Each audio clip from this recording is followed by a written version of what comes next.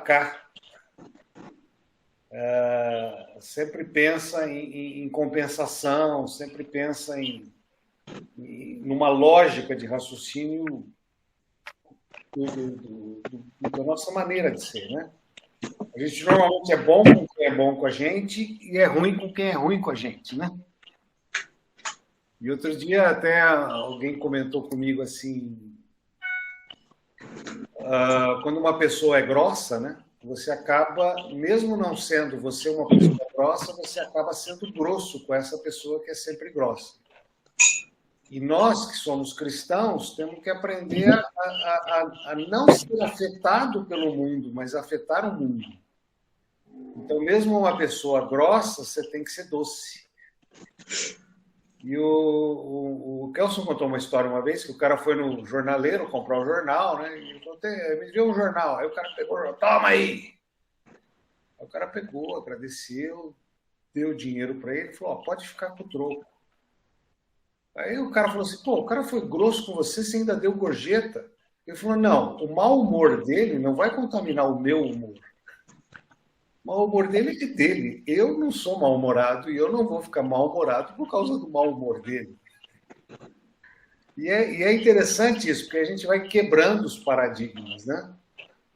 E a Bíblia toda ela é contra a lógica humana, né? Dar a outra face. A gente tem um ditado popular que toda ação gera reação. É o processo de uma bicicleta, quer dizer, alguém que tem você de volta.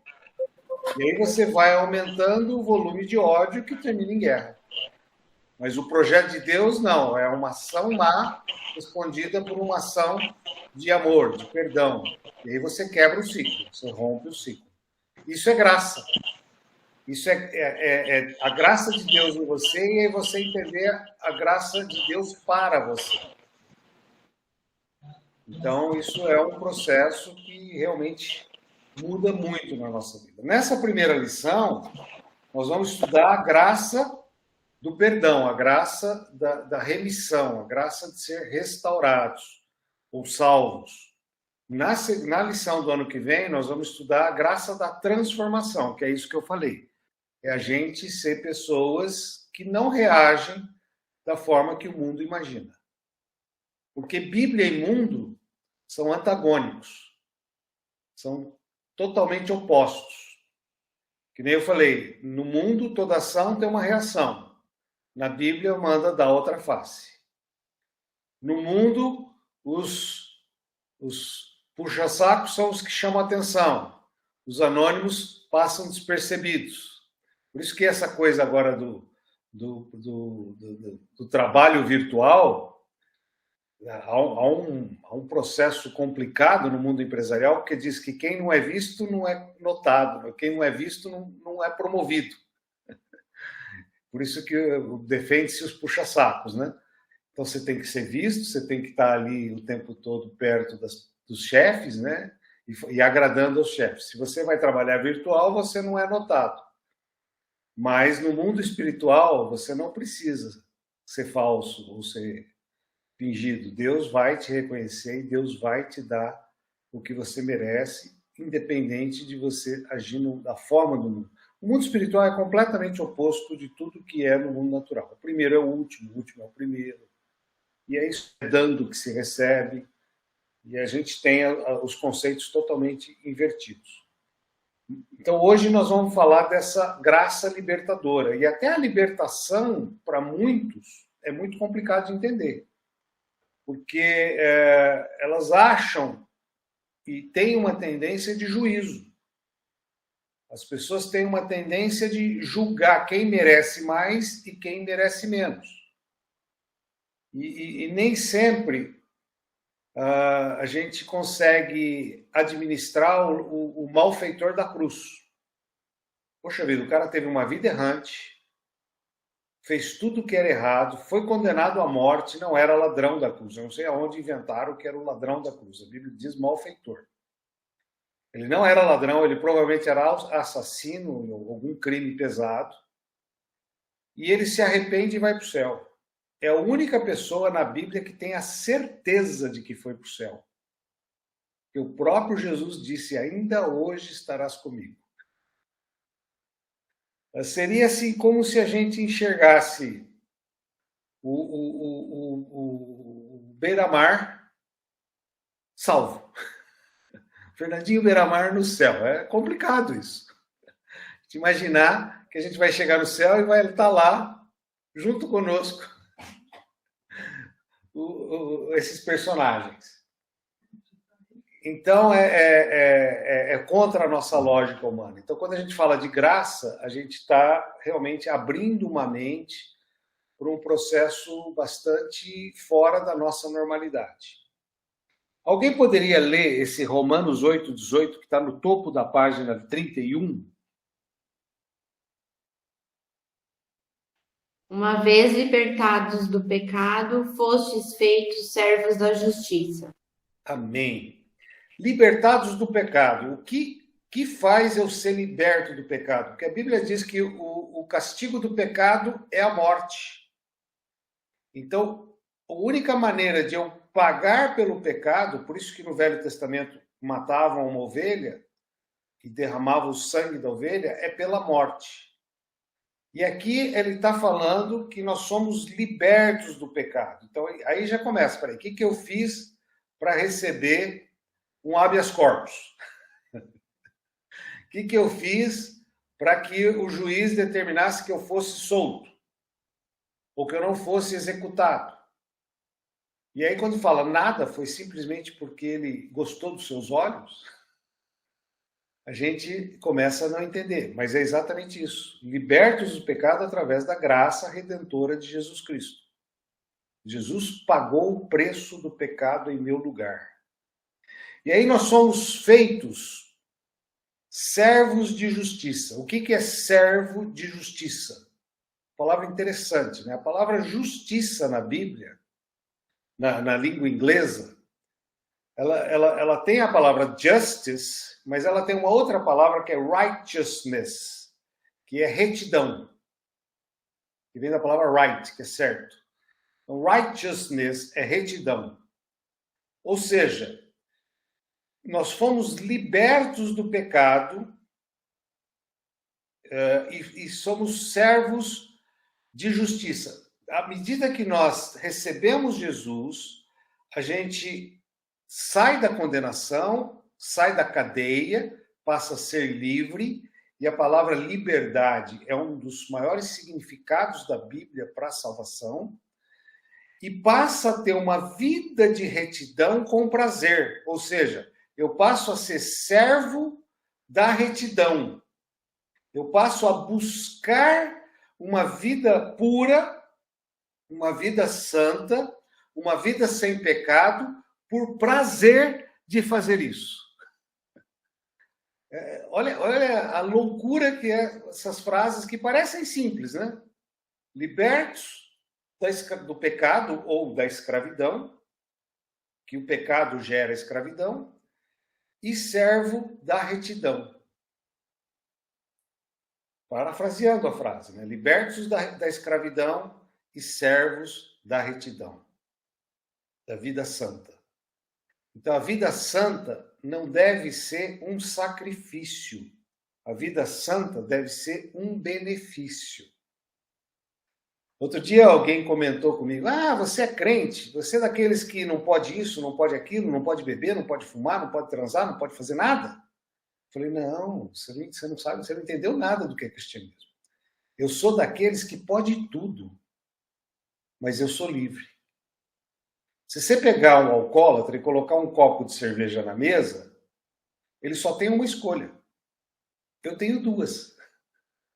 Eu posso beber ou não beber.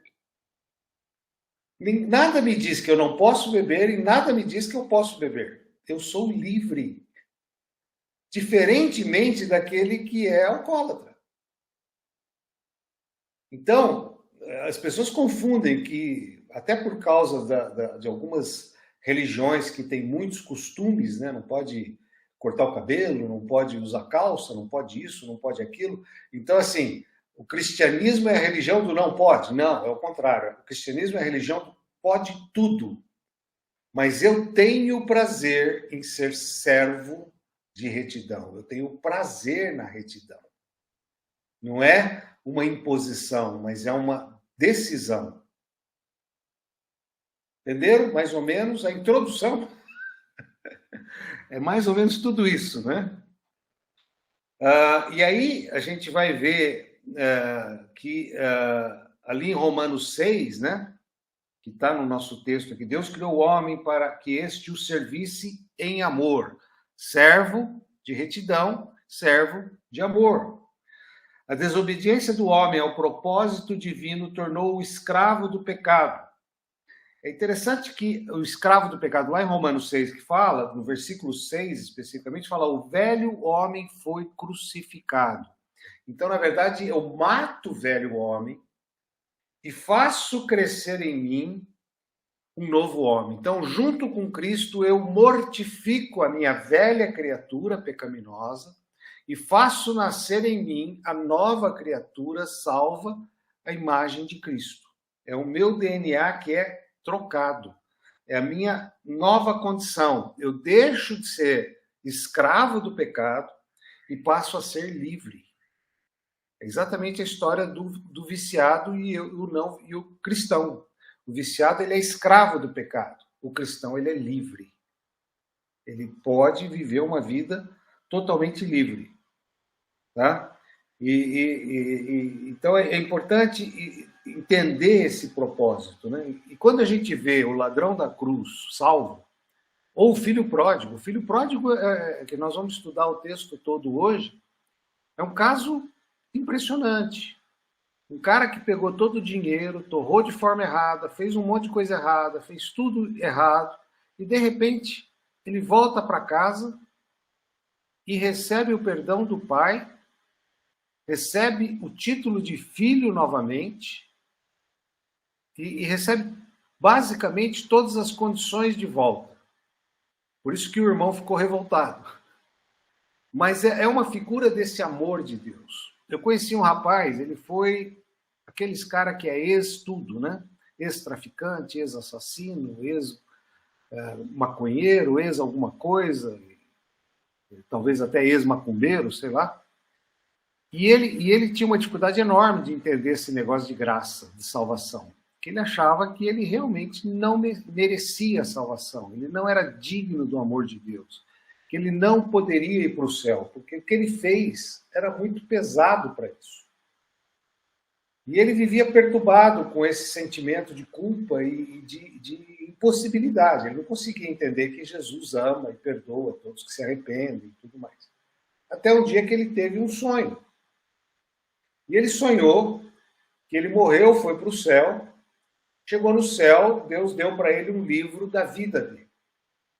E nesse livro da vida dele que ele abriu, ele viu quando ele era bebê, o nascimento dele, com 5 anos, com 10 anos, com 12 anos, com 13. Quando ele chegou nos 14 anos, as páginas começaram a ficar em branco. E as páginas em branco, e as páginas em branco. E ele não conseguia ver a história da adolescência, a juventude dele, nada no livro. Até o dia que ele aceitou Jesus. Aí as páginas começaram a contar de novo a história da vida dele. E aquilo chocou ele. Ele falou assim: poxa vida, Deus apagou todos os meus pecados. Não há condenação para aqueles que creem em Jesus.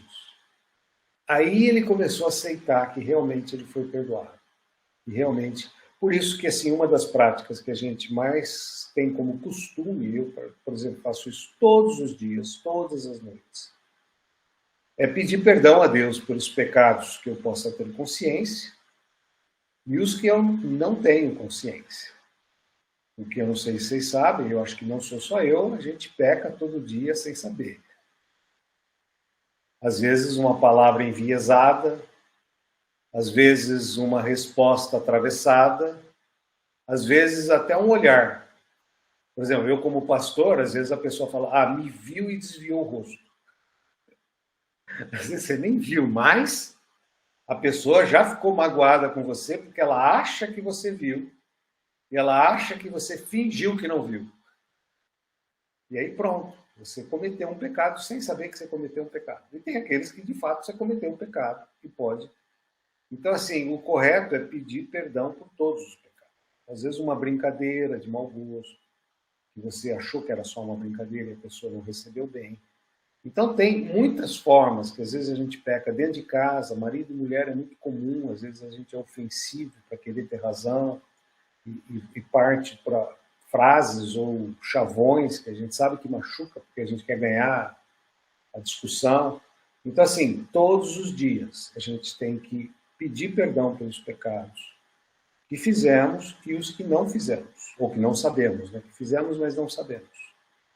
Tá? Então, isso ajuda a gente a se preservar limpo. Se eu for arrebatado aquela noite, eu sei que eu vou para o céu. Se Jesus resolver me recolher, eu sei que ele vai me levar para o céu. Então, é uma prática que eu tenho que eu acho que é importante. E o importante não é uma simples cultura de todo dia fazer esse tipo de oração, mas é um sentimento de falar, Deus, eu errei, te peço perdão e me arrependo. E se é algo repetitivo, me ajude a ser liberto disso. Me ajude a trabalhar esse vício, essa compulsão, para que eu possa ser totalmente liberto, porque naturalmente ou fisicamente eu não consigo esse domínio, eu não consigo esse controle, eu não consigo chegar ao ponto que eu gostaria. Por exemplo, vou dar um exemplo bem subjetivo, não é pecado, porque não é gula, mas tem muita gente que tem peso de culpa porque come demais. E volta do casamento e falava, puxa, não precisava ter comido 5 docinhos, né? Eu podia ter comido só um. Isso em si não é pecado, mas se isso traz peso, pede perdão. E, ó Deus, me ajuda a controlar, me ajuda a não comer, me ajuda. Tinha uma época que, assim, lógico que eu estou mais velho, então meu ritmo é um pouco mais diferente. Os casamentos hoje, eles servem um jantar que começa às 11 da noite, vai chegar na sobremesa à 1 da manhã. Eu não aguento. Então, quando começa a chegar meia-noite, eu já quero ir embora e tal. E aí ficou ótimo, que eu falo assim para a Silvia, minha esposa, né? Bem, vamos embora, porque aí a gente nem come os docinhos, não vai ter peso na consciência. E aí a gente vai embora antes dos doces. Mas não porque a gente não quer comer os doces, porque é muito tarde, a gente está velho, a gente não aguenta mais ficar até o fim. Mas, assim, eu estou dando um exemplo bem básico, porque se traz peso, pede perdão. Se não traz peso, fique em paz, porque, na verdade, o Espírito Santo é que vai trazer para a gente aquilo que realmente é certo e aquilo que é errado. Nós vamos estudar aqui especificamente sobre essa questão do poder do arrependimento. Como que o arrependimento ele pode todas as coisas. Então, nós vamos ver que o arrependimento, você vai ver as numerações aqui, 1, 2, 3, ele não é remorso, ele não é mudança de mente, o arrependimento é mudança de mente, ele está relacionado a obras mortas. O arrependimento é confissão, e a confissão aqui, ele estaria como parte do primeiro item, que é arrependimento é confissão. Quando eu me arrependo, eu confesso. E aí vem a confissão diante de si mesmo, confissão diante dos homens e confissão diante das trevas. E o arrependimento também libera perdão de pecados. É ele que traz a liberdade. É ele que é o carro-chefe, é ele que é a chave da cadeia, que abre a cadeia. Tá? E depois disso tudo, depois arrependei-vos e confessai a Jesus. Aí depois disso tudo vem o novo nascimento. Tá? Então, o arrependimento é a fonte, é a base. Por isso que João Batista anunciava no deserto, arrependei-vos. Por isso, todo o processo da salvação, todo o processo de conhecer Jesus vem do arrependimento. Então, assim, nós estamos vivendo o tempo de João Batista, estamos vivendo o tempo de anunciar o arrependimento. Jesus, ele era prometido para ser o Messias, ser o Salvador da pátria. E a palavra Salvador da pátria é assim, Salvador do governo de Israel, Salvador do povo judeu, que estava subjugado sobre o Império Romano. E as pessoas esperavam que Jesus ia ser um novo Davi, ia ser um rei temente a Deus, forte e corajoso, que ia derrotar o Império Romano, ia trazer de volta todo o império que houve no rei Davi e o rei Salomão. Até hoje os judeus esperam isso. E quando Jesus veio, ele era o Salvador, ele era o Messias, ele era aquele que iria libertar Israel do domínio romano. E quando ele entra em Jerusalém, que colocam as palmas e começa a adorá-lo, eles adoravam ele como se fosse o novo rei, o cara que ia tomar o reino de volta e ia libertar o povo da escravidão dos romanos. E aí, para a frustração geral da nação, ele morre. E tudo o que eles esperavam daquela pessoa não aconteceu do jeito que eles esperavam. Grande frustração, grande tristeza. Mas imagina a cena dele ressuscitado. Meu Deus, o cara ressuscitou. Então ele realmente é o Messias? Então ele realmente vai libertar o povo de Israel? Então ele realmente vai assumir o trono? Porque agora o cara é imortal. Pô, agora o cara venceu a morte. Ninguém mais vai poder derrotá-lo. E aí, em vez de ele implantar o reinado de Israel, que se esperasse que ele falasse ou que ele viesse para ser realmente agora reconhecido como o rei de Israel, você pega as frases dele depois da ressurreição, ele fala, ide, pregai o evangelho do arrependimento.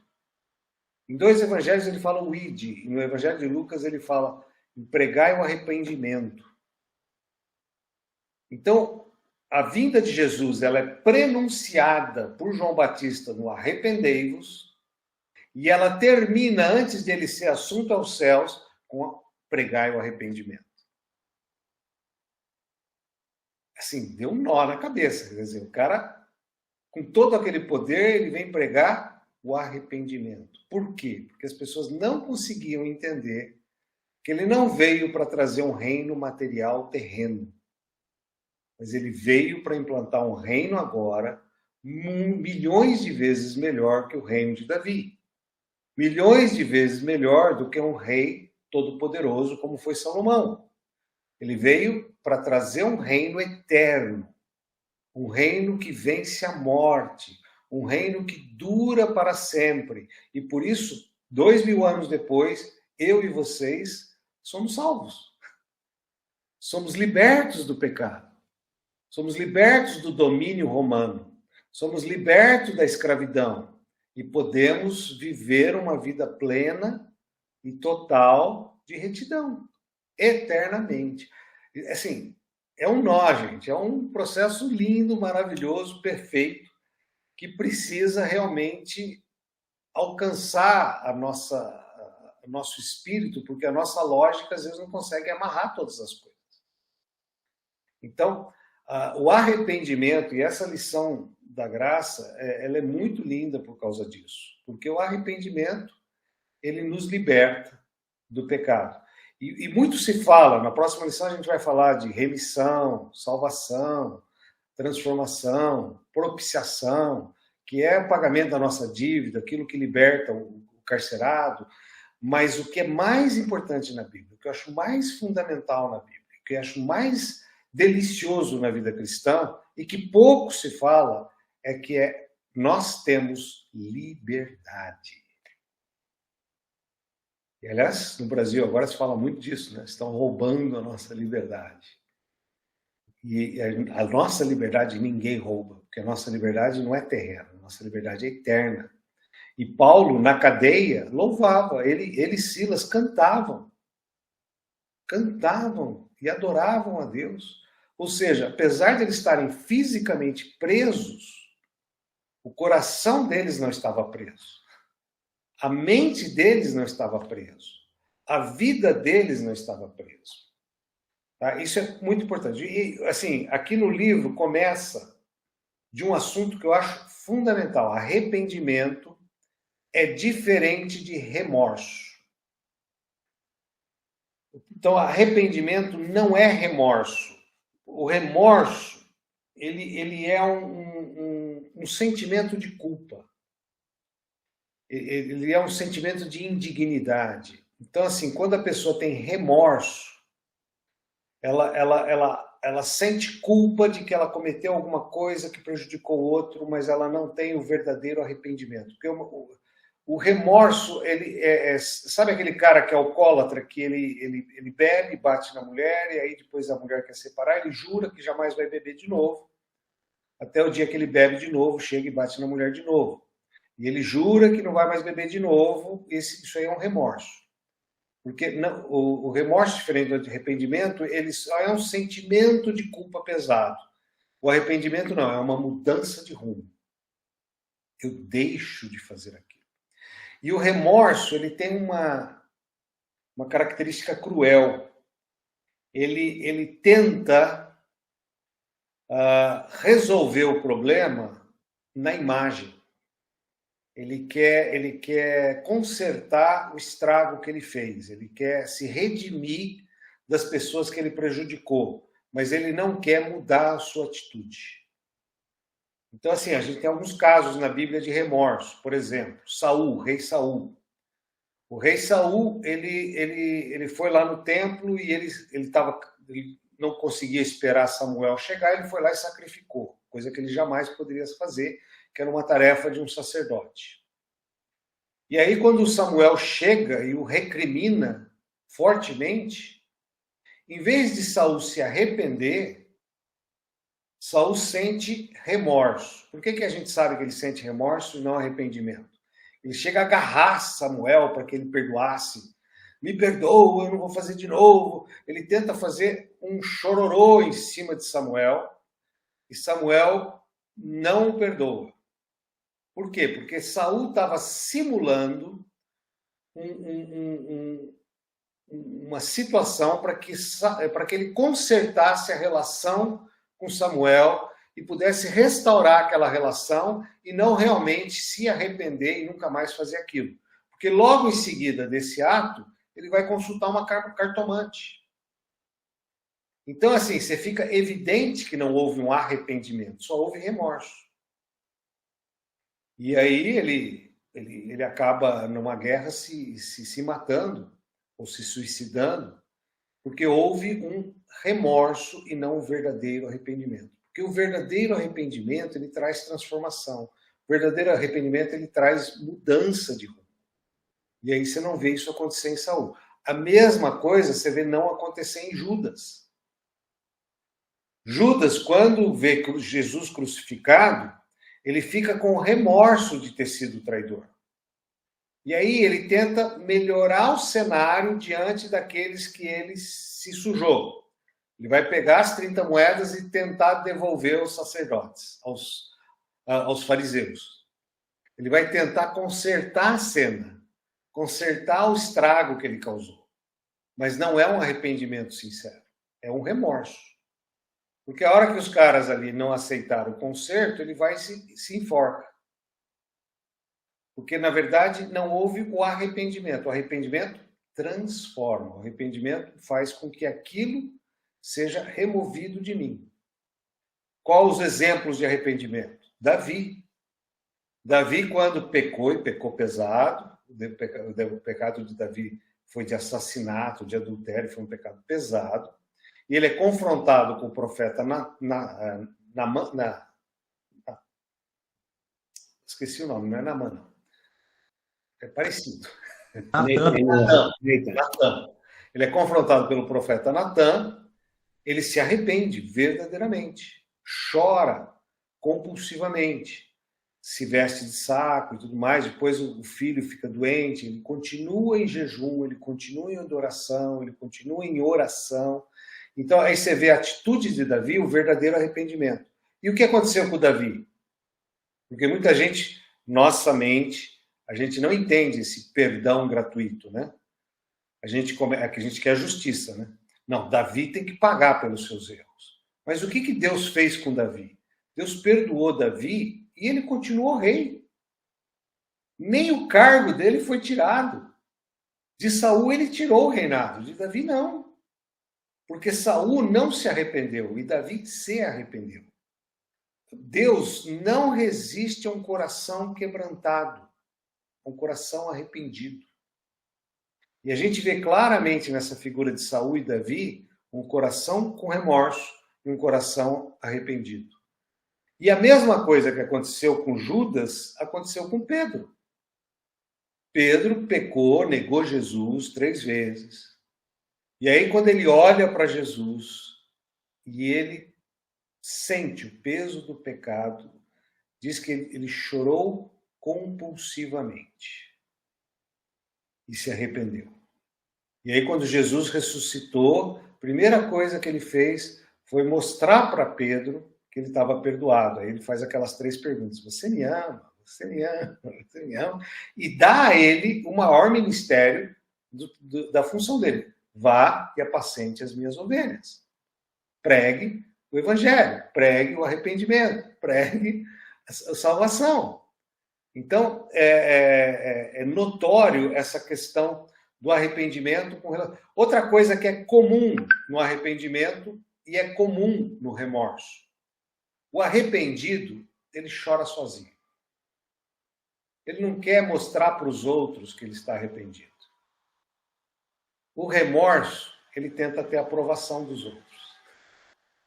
Ele tenta se apresentar acabrunhado, ele tenta fazer um personagem, ou fazer um cenário de reconhecimento da sua fragilidade, para que as pessoas fiquem com dó dele. O arrependimento, ele não carece da dó dos outros. Ele próprio já não quer mais aquilo. E o mais bonito do arrependimento, diferente do remorso, é essa mudança de rumo. Eu não quero mais fazer aquilo. Aquilo não me satisfaz mais. Aquilo não mais faz parte de mim. Algumas pessoas têm um resultado até muito bom. Por exemplo, eu mesmo era viciado em cigarro. E quando eu larguei o cigarro, eu passei a ter asco. Eu passei a ter rejeição ao cigarro. Então, uma pessoa perto de mim fumando me fazia mal. Isso é muito bom, porque você não só larga, como você muda o rumo. Aquilo já não pertence mais ao seu universo. Você cria uma rejeição total àquilo. Então, isso é maravilhoso. Isso é um dos sintomas mais radicais do arrependimento sincero, porque você se afasta daquilo definitivamente. Algumas coisas a gente luta com mais dificuldade, mas o importante é confessar, mesmo que seja um pecado repetitivo, confessar todos os dias e confessar e pedir ajuda a Deus. Pedir: Deus, me ajuda para que eu possa me libertar dessa raiz, me ajuda para que isso possa sair de mim. Então, ficou claro o que é arrependimento, o que é remorso? Então, assim, aqui fala do arrependimento, do remorso, que existe uma tristeza segundo Deus. Essa tristeza segundo Deus é uma tristeza boa, que é a tristeza de Davi, é a tristeza de Pedro, é a tristeza de Jonas na barriga da baleia. Da baleia não, do peixe. E a tristeza segundo o mundo, e olha, interessante, tristeza segundo Deus é o arrependimento. E a tristeza segundo o mundo é a tristeza do remorso. É uma tristeza ruim.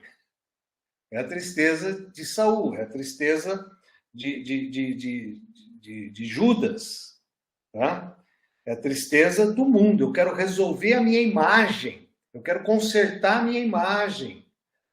E aí você vê que muitos homens e mulheres famosos tentam resolver esse problema de imagem ou tentam resolver o problema da salvação comprando a salvação.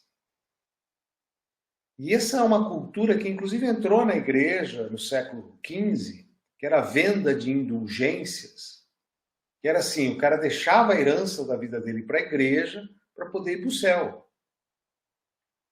E a gente vê isso também na caridade. Por exemplo, qualquer um pode ser benevolente, qualquer um pode doar, qualquer um pode dar e ajudar pessoas, porque nada impede de você fazer isso. Mas muita gente faz isso para aparecer. Então, assim, o jogador tal deu 5 milhões para ajudar os refugiados da Síria a serem socorridos. Então, aquele jogador tem uma aura de caridade, de amor ao próximo e de ser um filho de Deus. Porque ele fez uma caridade. Mas lembra que isso é uma ação no mundo, ou seja, ele fez para aparecer. Porque se fosse uma ação para Deus, a sua mão esquerda não enxerga o que a direita faz. Ele poderia fazer isso sem dizer ao mundo o que fez, sem manifestar os seus atos, sem propagandear a sua benevolência. Então, eu uso uma frase muito bonita que fala assim: todos podem dar sem amar, mas é impossível amar sem dar.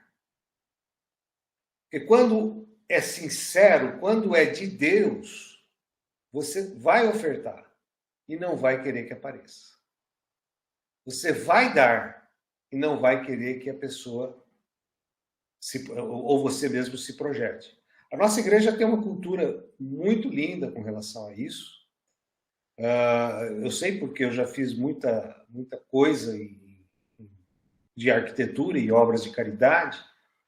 E assim, tem muitas creches, tem muitas entidades beneficentes que tem assim, auditório fulano de tal, sala de reunião do ciclano, porque é o cara que doou não sei quantos mil reais para fazer aquela creche, para fazer aquela entidade beneficente. E na nossa igreja a gente tem por prática, primeiro, não falar o nome dos doadores. Nessa obra agora a gente teve muita gente que foi generoso e não jamais colocaremos nome de qualquer pessoa, nem dos pastores, em qualquer lugar dentro da igreja como referência de uma obra. Porque, na verdade, quem tem que ser exaltado é Jesus. E quem oferta não está ofertando para si próprio, para sua imagem na terra, mas está ofertando para o reino de Deus. Então, é interessante isso, e é importante a gente entender isso, porque isso faz parte de todos os fundamentos do que a gente crê, e faz parte dos ensinamentos bíblicos. Nossa atitude de doação não é por contrapartida, não é para receber bênçãos. Por exemplo, a gente sabe que a teologia da prosperidade, que muitas igrejas praticam, eles fazem um verdadeiro comércio da graça de Deus. Olha, vem aqui ajudar a construir um templo novo e você vai passar no túnel do Sal Grosso e todos os seus pedidos vão ser atendidos. Ou dê R$1.000 e coloca seu pedido nesse gasofilácio e nós vamos levar lá para o Monte Sinai, em Israel, e todos os seus pedidos vão ser atendidos. Compre a vassoura do poder dissipador das trevas por R$500 e leve para sua casa e o ambiente da sua casa vai ser limpo. Nós temos aqui a bexiga do sopro santo. Compre aqui a bexiga do sopro santo e nós vamos estourar essa bexiga na sala da sua casa e todo o ar vai se encher do sopro dos apóstolos do Senhor. E aí você pode inventar o que for. Eu tenho uma invenção que um dia eu vou vender para esses caras. Eu acho fantástico. Eu ia fazer uma escultura de um peixe de madeira enorme, com a boca aberta, e ia jogar umas 500 moedinhas de 1 centavo lá dentro. Ia falar assim, vem tirar a moeda da boca do peixe por R$50 e todas as suas dívidas tributárias serão pagas. Não é um bom negócio, você? Se o pessoal está devendo aí para o governo, é uma saída Mas eu tô brincando, estou sendo irônico. Mas é importante a gente, às vezes, tentar entender a dimensão da graça e por que a gente, às vezes, crê em algumas coisas e não crê em outras.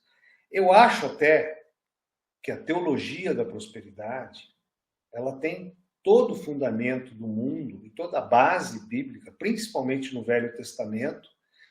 E como o novo não anulou o velho, muito do que está ali continua valendo. E muito do que essas igrejas fazem continua acontecendo. Realmente, muita gente é compensada por isso, porque é um gatilho, às vezes, para a fé, é uma bênção dentro da promessa de Deus. Deus realmente acaba respondendo a muitos, porque está na palavra dele, ele honra a palavra. E se isso não acontecesse, essas igrejas não estariam aí há 20, 30 anos ainda com o mesmo discurso e com a mesma tradição que eles hoje fazem.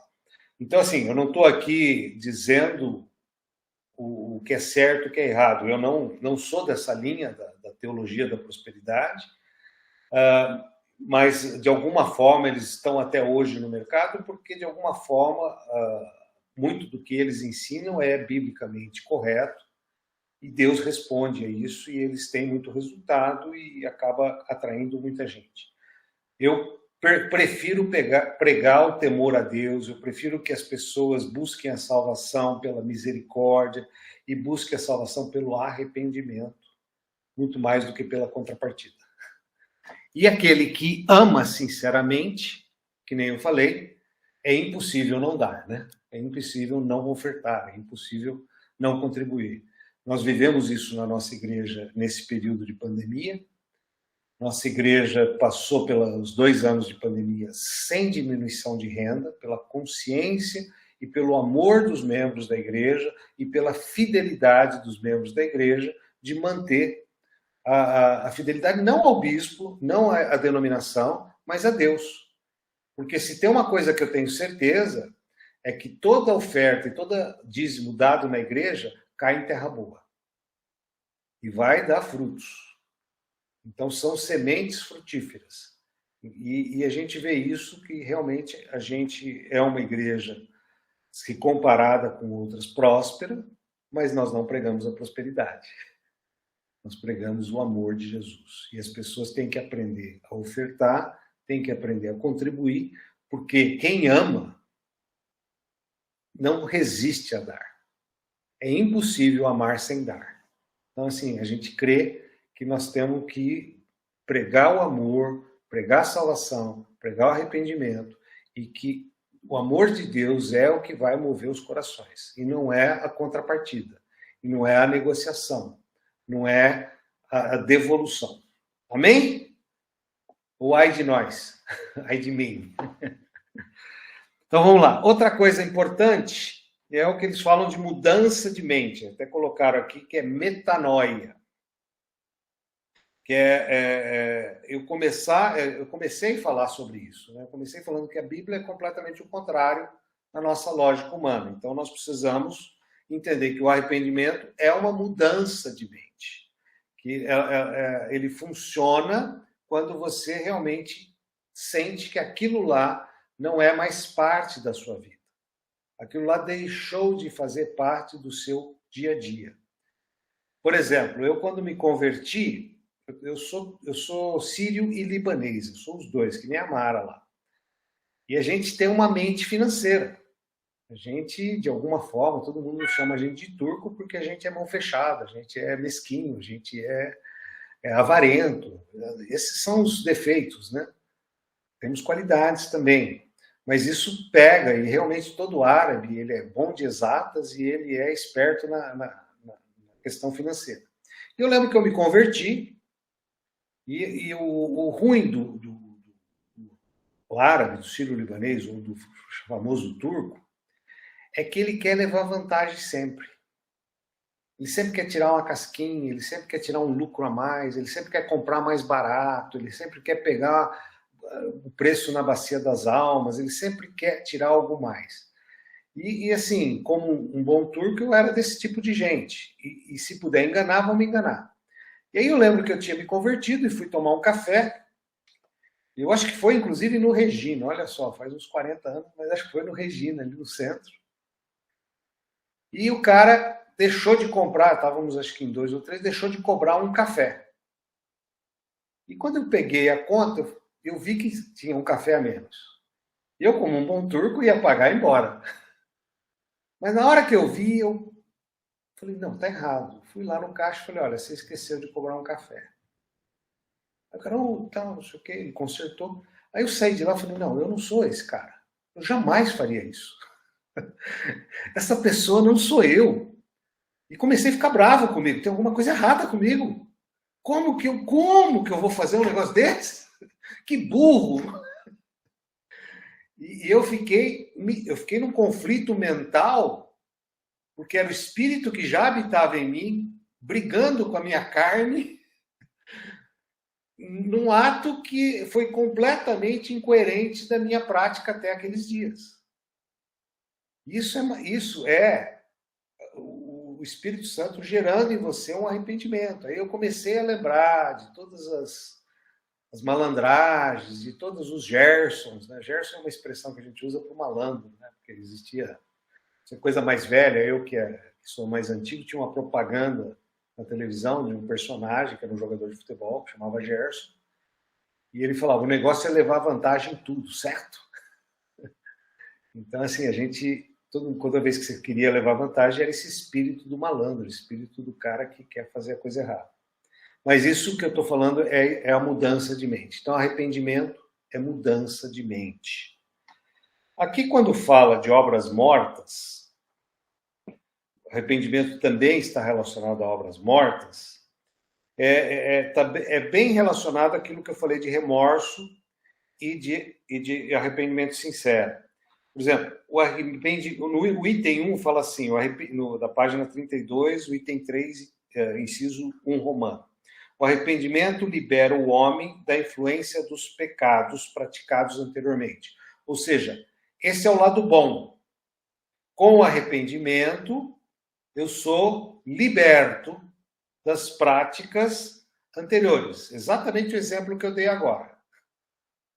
Então, esse arrependimento me traz libertação de raízes, às vezes, tão profundas que vêm de heranças hereditárias. Então, ele me libera até de obras mortas, porque isso vem do gene do povo árabe, um monte de coisa que veio carregando por muitas gerações. Desculpa aí. Tá? E o item 2 fala, o arrependimento libera o homem da crença de que as boas obras poderiam purificar os seus pecados. Esse é o sentimento ruim. Eu achar que eu vou compensar com boas obras aquilo que eu fiz errado. Quando eu faço isso, como os exemplos que eu falei de doações e tudo mais, eu estou praticamente anulando o pecado. Anulando a graça. Anulando que tudo é conquistado pelo favor imerecido, pela graça de Deus, de graça. Vamos ler aí Romanos 8:1. Alguém escreveu? Que é o bom arrependimento.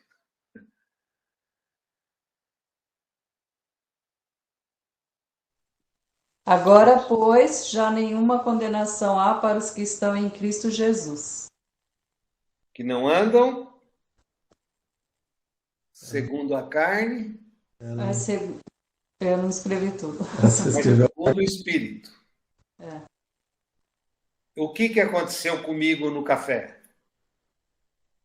O Espírito Santo que estava em mim começou a mudar o meu caminho, mudar a minha vida. E é impressionante porque conforme a gente vai deixando de andar pela carne e andando pelo Espírito, tudo vai mudando. Vai mudando as minhas atitudes, vai mudando as minhas amizades, vai mudando os meus procedimentos, vai mudando a minha conduta. É muito maluco quando você está na igreja, e eu como pastor, né, às vezes a gente carrega esse chavão de santidade, né? E aí você está numa roda que tem um cara que chegou faz um mês na igreja, e aí ele dá um fora, ou ele fala um palavrão, Ou ele fala um Nossa Senhora. Aí ele fala e na hora ele percebe que você está perto. E ele fica todo constrangido. Não sei se vocês já viveram essa cena ou já passaram por isso vocês mesmos. E assim, ele percebe que ele falou um palavrão ali na rodinha dos irmãos. Esse sentimento que ele tem de constrangimento, ninguém falou nada para ele. Ninguém o repreendeu. Ninguém olhou torto para ele. Ninguém falou para ele, para de falar isso. Mas na hora ele percebe. De alguma forma ele percebe. E aí ele tenta se policiar e tal. E eu lembro que eu já estava convertido há uns 10 anos e eu era um cara que falava muito palavrão. Eu diria assim que de cada 5 palavras, 10 era palavrão. E aí, quando eu me converti, eu fui parando com isso. Fui parando. E aí depois já estava, sei lá, uns 2, 3 anos sem falar palavrão. Depois a Silvia vai ficar brava se ela assistir essa aula. Mas aí eu comecei a me relacionar com ela e um dia a gente saiu para tomar um café. E eu não sei o que aconteceu, se ela chutou um pé numa mesa e tal, e ela soltou um palavrão. Aí quando ela soltou o palavrão, eu olhei para ela e falei assim, nossa, faz muitos anos que eu não ouço essa palavra. Ou não falo essa palavra. Ela ficou toda constrangida. Hoje eu acho que faz mais tempo que eu não ouço ela falar nenhuma palavra do que... Mas assim, é interessante como a gente vai mudando. E você nem percebe que você já não é mais a mesma pessoa. Tem gente, lógico, tem gente que trabalha num ambiente muito tenso, num ambiente muito pesado. E aquilo pesa. Então, essa pessoa vai ter muito mais dificuldades de se libertar daquilo. Tem gente que trabalha num departamento que todo mundo fala o tempo todo, ou xinga o tempo todo, e aí a pessoa fica com aquela mente cheia, porque ficou ouvindo o dia inteiro, né? E aí a libertação é um processo mais lento. Mas no meu caso não, eu que escolhi as amizades, eu que escolhia com quem me relacionar, e eu fui mudando. Então chega uma hora que parece que essas coisas já não pesam tanto em você. E isso é o espírito em você. Então, assim, o arrependimento, ele vai nos libertando dessa influência do pecado. E o arrependimento que libera o homem pelas obras, esse não liberta. Esse a gente fica compensando o tempo todo. E aí sabe aquela coisa que você deu um fora e você quer consertar? E o conserto piora em vez de ajudar? É exatamente isso. O cara quer arrumar, ele quer consertar e não conserta mais. Você deu fora, assume que você deu fora, pede perdão e acabou.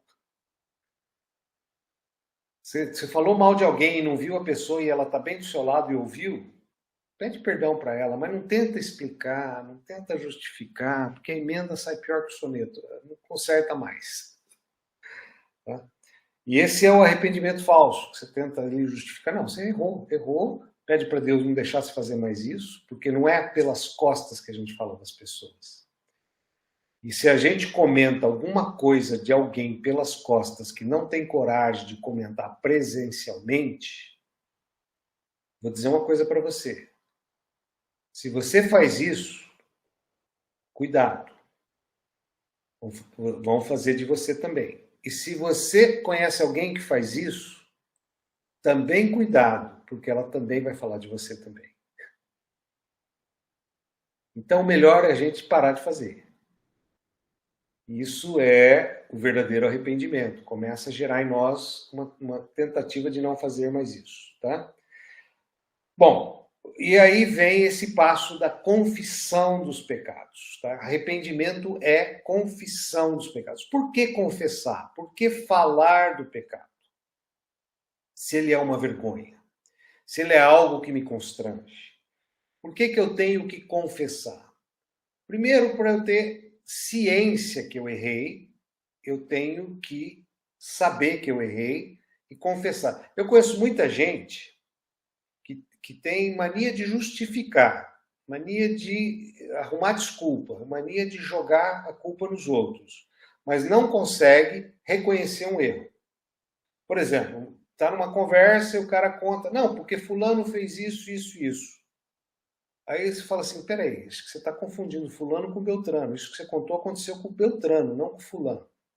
Aí o cara, em vez de falar, eu acho que eu errei, acho que eu estou ficando velho, eu confundi as pessoas, ele não fala isso, ele quer continuar defendendo. Não, foi com fulano, eu tenho certeza, eu estava lá, eu ouvi ele falar. E aí ele fica querendo sempre dar uma nova interpretação que ele falou e ele não assume que errou, ele não assume que ele deu uma deslizada. Então, esse tipo de pessoa, é óbvio que tem um problema de autoafirmação, tem um problema de necessidade de se impor e tudo mais, mas fica feio para a pessoa, porque ele vai ficar tentando provar que está certo, quando ele, na verdade, não está. E quando a gente fica, assim, a gente confessa um pecado, a gente reconhece o erro, principalmente para nós mesmos. A gente começa a se enxergar no espelho. Por exemplo, eu fui um cara muito megalomaníaco. Eu tive muitos negócios que eu achava que era o melhor negócio do mundo, que eu ia ganhar dinheiro com aquilo. E quando as pessoas falavam, Elton, isso não vai dar certo, isso não é bom, eu falava, é olho gordo, esse cara está com inveja do que eu estou fazendo, esse cara queria estar no meu lugar. E aí você começa a querer que aquilo dê certo só para você provar para todo mundo que você estava certo. E dito e feito, não dava certo, perdia dinheiro, dava com os burros nada. Até um dia que o Espírito Santo falou para mim, você é megalomaníaco. Você quer fazer milhão de tostão, e isso não acontece no reino de Deus. Seja fiel no pouco, no muito te colocarei. Só que nenhuma pessoa conseguiria falar isso e entrar na minha mente, até que o Espírito Santo falou. E quando o Espírito Santo fala, definir, você cai em si. É o pecado que você confessa a si mesmo. Eu sou assim, eu preciso mudar. Então, confissão ajuda você a reconhecer a si mesmo. Confissão diante dos homens não é para os homens você expor a sua vergonha para os homens. Ele não é qualquer homem, é para um líder, é para uma pessoa com autoridade, é uma pessoa com sabedoria, que vai te ajudar na luta contra o pecado.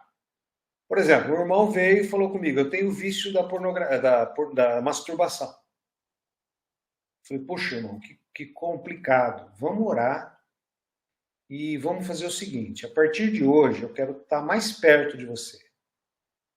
E eu quero ser o seu companheiro nessa luta. Esse problema hoje deixou de ser seu e passou a ser nosso. Então, nós vamos orar, nós vamos pedir para Deus te ajudar. E eu vou, infelizmente, se você me permitir, perguntar para você, cada semana, cada 2 semanas, como é que está a sua luta. Se você venceu ou se você caiu. E não tem problema se cair. Vamos levantar de novo. O que eu quero é que você saiba que a partir de hoje você não está mais sozinho. Porque o que o diabo mais ama é quando a pessoa guarda o segredo. Porque aí ele cochicha, ele te martiriza, ele te coloca em ciladas, ele vai montar armadilhas para você cair, porque ele sabe da sua fraqueza e só ele, você e Deus que sabem. Agora, quando você traz uma testemunha, você enfraquece o poder dele. Por isso que a gente confessa diante dos homens e também confessa diante das trevas. Porque quando o cara está sozinho, ele acha que ninguém está vendo, mas Deus, ele e principalmente os demônios estão vendo. E quem vai martirizar ele são os demônios, porque Deus a ninguém acusa. Deus ama incondicionalmente e quando há arrependimento, Deus perdoa. Agora o diabo vai martirizar aquela vida, aí o cara deixa de ir na igreja, ele se afasta de Deus, porque ele se sente indigno. Eu não consigo largar essa prática. Por que não consegue largar? Porque não confessa. Porque não tem amigos para ajudar. Porque não tem testemunhas. Ele carrega sozinho e o diabo sucumbe sozinho. Porque ele está vulnerável, porque está sozinho. Quando 2 ou mais ligarem na terra, Deus vai ligar no céu. Um cordão de 3 dobras não se rompe. Ou seja, ele passa a ter um ajudador e não aquele para acusar. Por isso que a confissão tem que ser muito sábia. Por isso que a Igreja Romana tem essa prática há 2000 anos. Um pouco menos, mas tem essa prática. Porque ela faz parte do conceito bíblico. E ela é importante, inclusive, para vencer o diabo. Quando fala, confessa Jesus com a sua boca, quando fala da salvação e crê no coração, creia no coração, mas o confessar é com a boca, porque a nossa palavra são ondas nos ares e ela reverbera e o diabo fica sabendo que nós somos de Cristo. Então, tem que confessar. E, principalmente, que o arrependimento libera o perdão. Deus sempre nos perdoa. Deus a ninguém acusa. Propiciação é a aceitação do preço pago. Remissão, quitação de débito. A Bíblia é cheia de palavras que ninguém sabe o que significa e acha bonita, né? Propiciação, remissão, expiação. São palavras lindas, é tudo pagamento da dívida, é tudo resgate da fatura. E, por exemplo, propiciação, a tampa da Arca da Aliança, que nós estudamos na semana passada, onde tem os 2 querubins, os 2 anjos, essa tampa chama de propiciatório, que é onde o sacerdote levava o sangue da ovelha e tocava nessa tampa como exatamente a aceitação do preço pago. Aquilo lá pagava o preço do seu pecado. Por isso que a tampa era o propiciatório, a propiciação. Então, essa propiciação é o sangue de Jesus, é aquele que nos salva de todos os pecados. Então, salvação, propiciação, remissão, expiação, é tudo a mesma coisa para dizer que nossa dívida está paga, nós fomos perdoados. E todo dia que confessamos pecados e nos arrependemos, nós somos perdoados. Não há dívida. Quando Deus olha para nós, ele tem um véu de separação que se chama Jesus Cristo. Ele não vê nós, pecadores, ele vê Jesus em nós, o Rei da Glória. E o novo nascimento, a maioria que já passou, nascer da água e nascer do Espírito. Nascer da água é você enterrar o velho homem, morrer para a carne e renascer para o Espírito.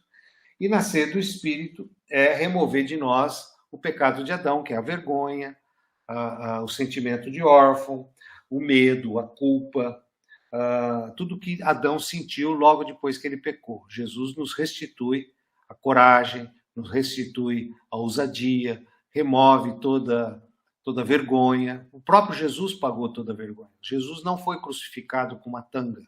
Jesus foi crucificado nu. Toda vergonha foi colocada sobre ele para que nós não tivéssemos mais vergonha. Então, a gente tem que entender que nós nascemos de novo para uma nova vida, para o caráter de Jesus. Alguma dúvida, gente? Sem dúvida. Então, vamos fechar aqui com Romanos, o último versículo, Romanos 6, de 8 a 11. Alguém pode ler? É só para saber se você fez toda a lição. Ora, se já morremos com Cristo, cremos que também viveremos com Ele. Sabemos que, havendo Cristo ressuscitado dentre os mortos, já não morre. A morte já não tem domínio sobre ele, pois quanto a ter morrido de uma vez para sempre, morreu para o pecado, mas quanto a viver, vive para Deus. Assim também, vocês considerem-se mortos para o pecado, vivos para Deus em Cristo Jesus. Aleluia! Amém. Tyler, você fala muito bem português. Eu fico morrendo de medo aqui. Será que o Tyler está me entendendo? Estava lendo, irmão. Eu fiquei feliz da vida de você ler todo esse texto perfeitamente. Glória a Deus por isso. Obrigado. Aleluia. Mas aqui confirma e fecha com chave de ouro que Jesus já levou na cruz todos os nossos pecados. Gente, só para fechar. Aqueles açoites nas costas de Jesus, de um cara que não andou errante, ao contrário, ele fez tudo perfeito, não era para ser nas costas dele. Era para ser na minha e nas suas costas. aquela coroa de espinhos, numa mente pura, limpa como a de Jesus, jamais deveriam estar naquela cabeça. Porque quem tem os pensamentos enganosos, quem tem uma mente pervertida, sou eu e são vocês. Então, quem merece aquela coroa somos nós, e não Jesus. Mas na hora que o mundo e o diabo tentou colocar aquela coroa em nós, Jesus veio correndo e deu a cabeça dele no lugar da sua e da minha. Os pés que nunca andaram errantes, que nunca passaram por caminhos tortuosos, que foram perfurados, é o nosso. Mas na hora que nós merecíamos esse castigo, ele foi lá e entregou os pés dele para isso. Para que eu e você pudéssemos endireitar os nossos caminhos. E as mãos errantes também, mãos que pecam, mãos que fazem coisas que não deviam, mãos que manipulam coisas que não são corretas, mãos muitas vezes corruptas, que deveriam ser furadas naquela cruz, não eram as de Jesus, com certeza. É a minha e a de vocês. E ele foi lá, livremente, voluntariamente, para que nós não precisássemos sofrer isso. E por fim, se existe um coração enganoso, é o meu e o seu. Mas ele permitiu que furassem o coração dele. E que tirassem sangue, as últimas gotas de sangue e de água do corpo dele. Para que eu e você pudéssemos estar respirando hoje. Ter vida hoje. E não só hoje. O trabalho dele não foi apenas para os dias de hoje, mas foi por toda a eternidade. Por toda a eternidade. Então, assim, quando a gente fala da graça, a gente tem que entender que essa graça redentora, essa graça que liberta do pecado, ela é muito maior do que a gente pode imaginar, pensar ou pedir. Deus pagou o preço por todas as nossas falhas. E o próprio Deus Pai, ele nos ama incondicionalmente. Não tem pecado que ele não perdoa. E não tem sentimento de culpa que não possa ser restaurado. Deus a ninguém acusa, a ninguém acusa. Se tiver sentimento ou pensamento ou cochicho de acusação, não vem de Deus. Deus ama. E ele não resiste a um coração quebrantado e arrependido. Agora, se você sente que o sentimento que você teve é para limpar a sua barra, eu vou te dar uma dica. Às vezes você teve um trauma, às vezes você teve uma dificuldade, às vezes você teve alguma coisa que você, inconscientemente, você acaba agindo, tentando sempre se projetar. Esse é o espírito de órfão que veio de Adão depois que pecou no Éden. Espírito de abandono, espírito de precisar provar o que faz. O órfão tem que toda hora estar provando o que faz. Toda hora ele tem que ser reconhecido. Então, começa a pedir para Deus remover de você ou a confusão de mente, que nem eu, que era megalomaníaco, e é confusão de mente, você só pode ser curado se Deus falar. E o que é mais incrível, hoje em dia eu vejo pessoas megalomaníacas, que nem eu era, e às vezes eu tento falar para a pessoa e ela não me ouve.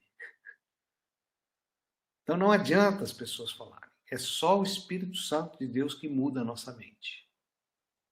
Então a gente tem que ver se há algum caminho mal, se há algo errado na minha mente, se eu tenho problemas de trauma, cura-me. Porque Deus está de braços abertos para nos abraçar, nos abençoar, nos perdoar. Ele ninguém acusa. E ele nos ama de forma incondicional. E não há pecado que não mereça perdão. Não há pecado que não seja perdoado. Nós vamos ficar surpresos com muita gente no céu que a gente nunca imaginou que iria para o céu. E vamos ficar surpresos com muita gente que a gente acharia que teria um lugar no céu e não vai estar no céu. E isso é importante a gente entender. Porque nós não temos esse poder de juízo. E não sabemos, às vezes, do arrependimento do último minuto no leito de morte. Não sabemos da mente, do coração das pessoas. Então, Deus não vê a fachada, Deus vê o coração. Nós estamos limitados, muitas vezes, à fachada. Amém? Que Deus tenha misericórdia de nós, que Deus possa nos abençoar. Lúcia, você pode fazer uma oração para nós? Você tem que desmutar. Tem que abrir o microfone.